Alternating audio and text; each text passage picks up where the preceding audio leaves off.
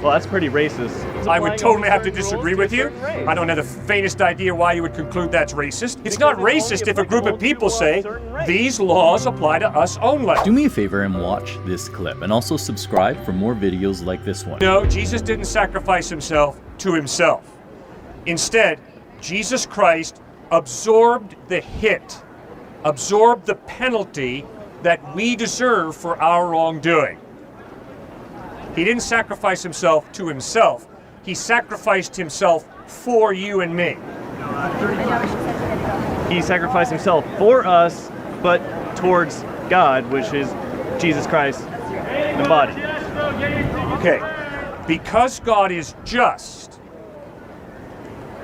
evil has to be punished. Either I'm going to pay the penalty for the evil that I have freely chosen to do, or else I'm going to accept Christ's payment of the penalty for what I've done wrong. So basically, you can get away with anything if you ask for forgiveness.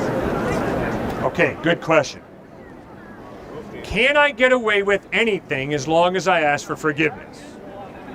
All right, smack. I'm sorry, please forgive me for smacking you. Yes, Cliff, I forgive you. Thank you so much, smack. You don't have to have a PhD in psychology to know that I'm a total hypocrite. When I say, I'm sorry for smacking you, what that means is, I did wrong, I want to turn away from that wrong, treat you a different way.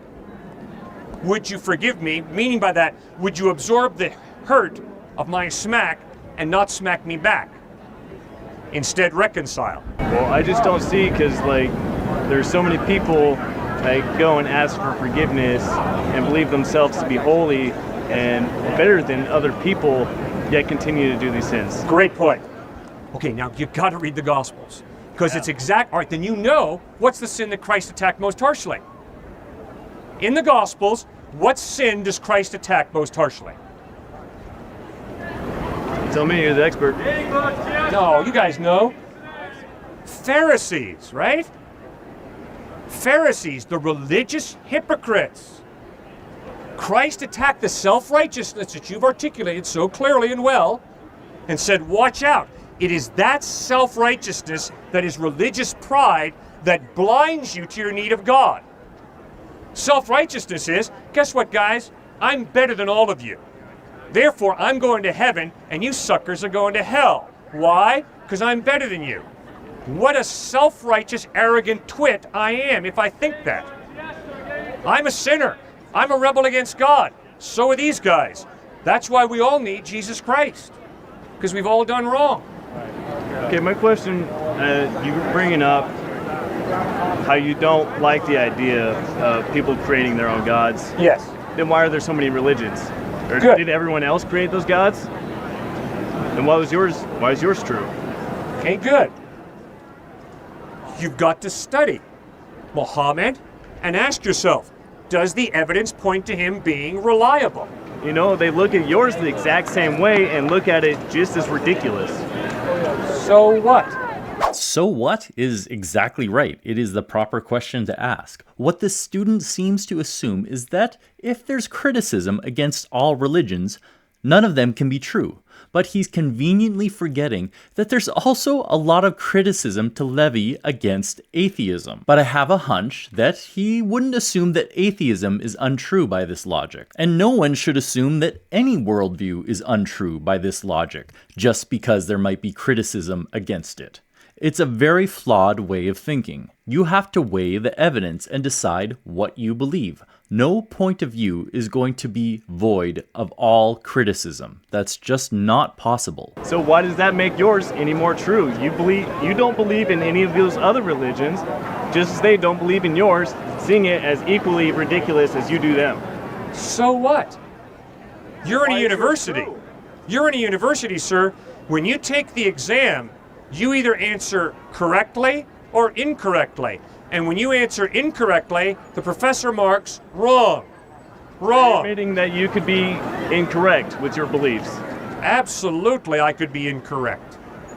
That's an option for all of us. I could be wrong. Maybe Jesus Christ was a fraud. That's why you'd be an idiot to believe in Jesus because of me.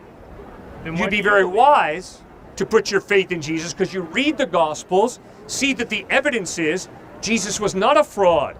The evidence is he was totally credible. What proves that the Bible is correct other than saying, well, it says so in the Bible? That's like saying you read a book about Mr. Tickles living in England, and so that proves that Mr. Tickles lives in England. Great point.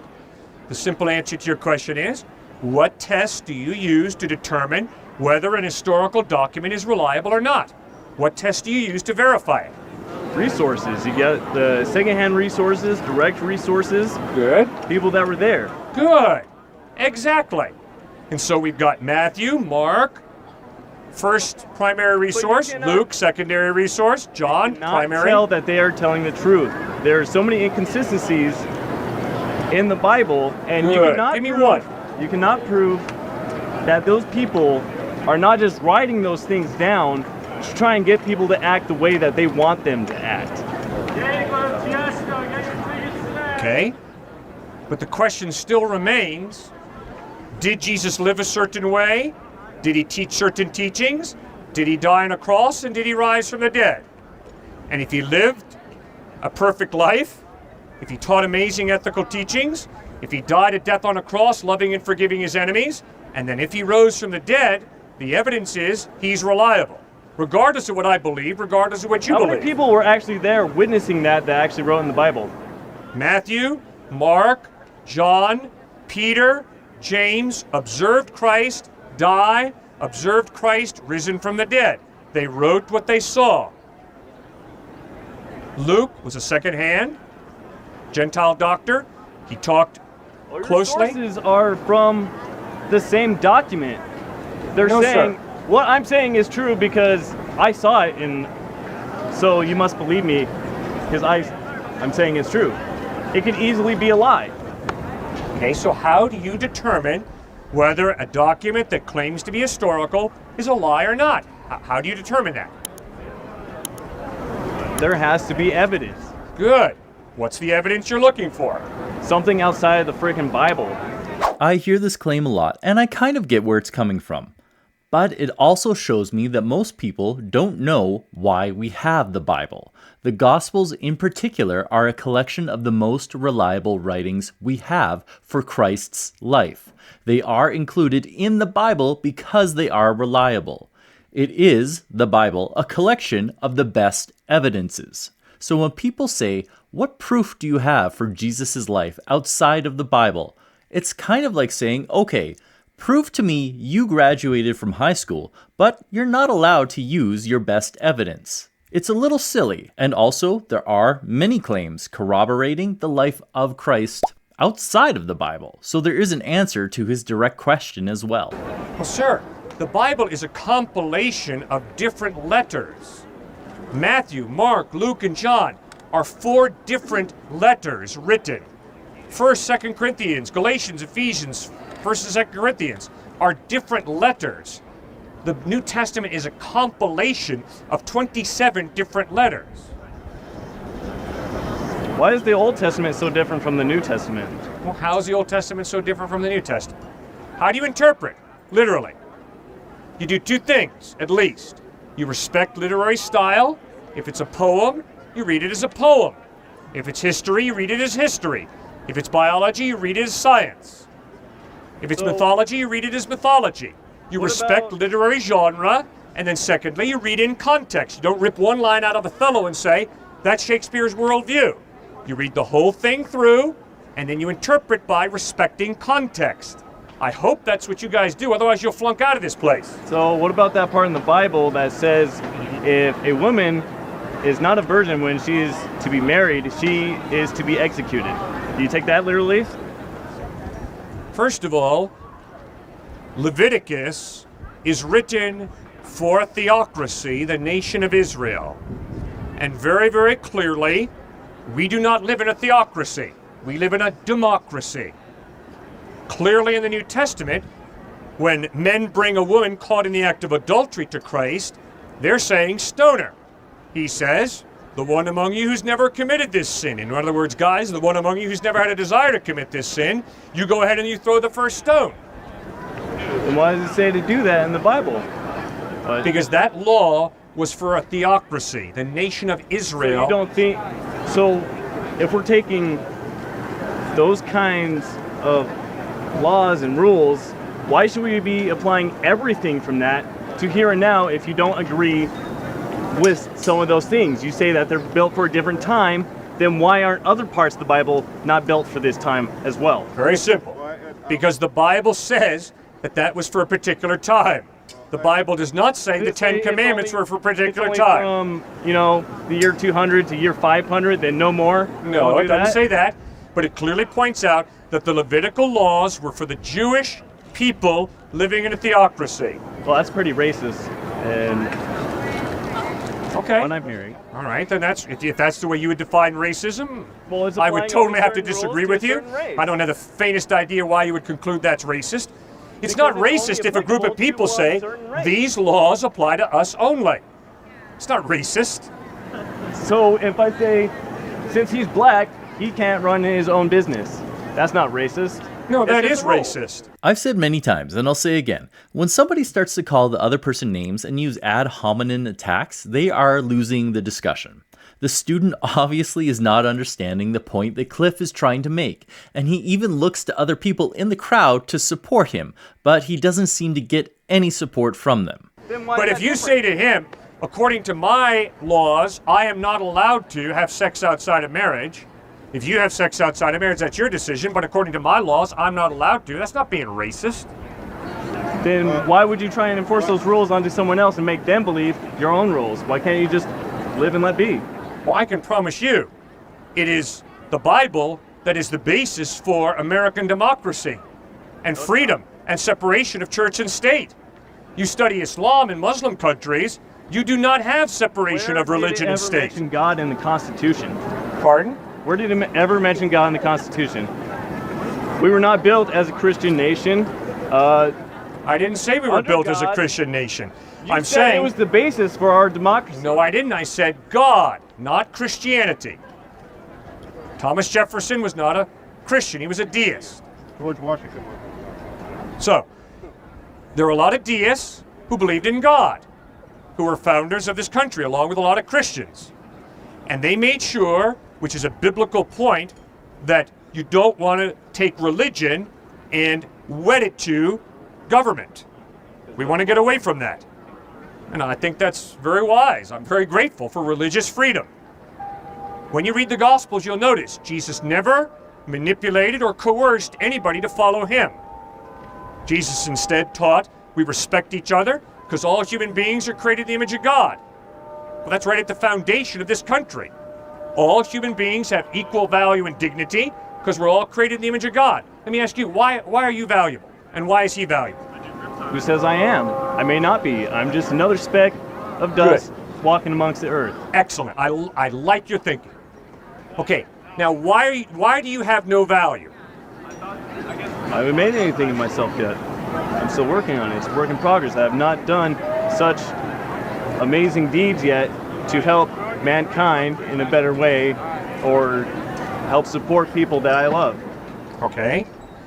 So, you don't have intrinsic value. You have value that you earn by doing good deeds. Right?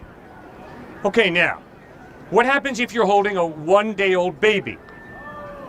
Because that baby has not done anything to help humanity, does that baby have any value? It has potential, not value. Good. So if you drop that baby and kill that baby, is that okay because that No. baby doesn't have any value? But Why not? why would the baby deserve that? It has done nothing wrong and it has done nothing good either. Exactly. So because the baby's done nothing good and nothing wrong, if I drop a piece of paper, there's nothing wrong with that. If I drop my glass, there's nothing wrong with that. If I drop a baby. They aren't going to do anything more except for hold a liquid or hold words written on them. A baby has a chance to live, breathe, and create life. A paper cannot create more paper from itself. A baby can grow up and become a parent. Okay? My golden retrievers can have babies, and those little babies can grow up to be big golden retrievers. Is there any difference between kicking a golden retriever or kicking a baby? Human being. Is there any difference in your worldview? I think it's equally wrong. It should not Equally happen. wrong. Okay, so if I cut off the head of a golden retriever and eat the golden retriever, there's no difference between that and cutting off a baby's head and eating the baby, or is there? I think it's equally as messed up, and I think you would be sick in the head for both reasons. Good. So you're obviously a vegetarian. No. Well, what do you mean? You're cutting cows' heads off and eating a cow, and I thought you just said animal life is just as valuable as human life, so you don't cut anybody's head off. So you wouldn't cut a cow's head off, would you? But a wild animal would kill and eat a human just as humans do to other animals. No cow has ever threatened my life. Who said it has to be a cow? It could be a lion, tiger. Oh, thank you. Appreciate that. Okay, Why? but you see the inconsistency in your worldview. And it Do you not begins understand with, the concept of a food chain? yeah, I Then Why do. would Why would you automatically assume it's going to be a cow, which is a grass eater, that's going to come kill me? I'm not. Why? I'm saying that I have no problem with this man eating a cow. I got a ton of problems with him eating this man. Why? It's of your own human race. It is the same species as you, and you hold a lot of value because you feel that connection with him. You say, we are of the same race. Good. We live the same kind of lives. Okay, I disagree. I think that's human arrogance. I think it's arrogant for me to say, hey buddy, don't kill him because he's like us. But that thing over there, you can kill it because that thing is not like us. I think that's just human arrogance. That's how Now- the human race is. Yeah, we do struggle with arrogance. I agree with that. I am convinced, though, that this is a human being created in the image of God. Which means if he murders him, that is absolutely evil because he has a value that comes from God. Now, for him to kill the cow to feed himself, he better not abuse the cow. He better not be cruel to the cow. But if he kills the cow to sustain his life and his life and his life, that is okay. There's definitely some inconsistencies in that student's worldview, and a great point by Cliffe there at the end about how he obviously thinks about animal life and human life differently, even though that he claims he thinks they're both equal. But what do you think? Was this student making sense, or just bending the rules of logic to fit his point of view? Let me know in the comments.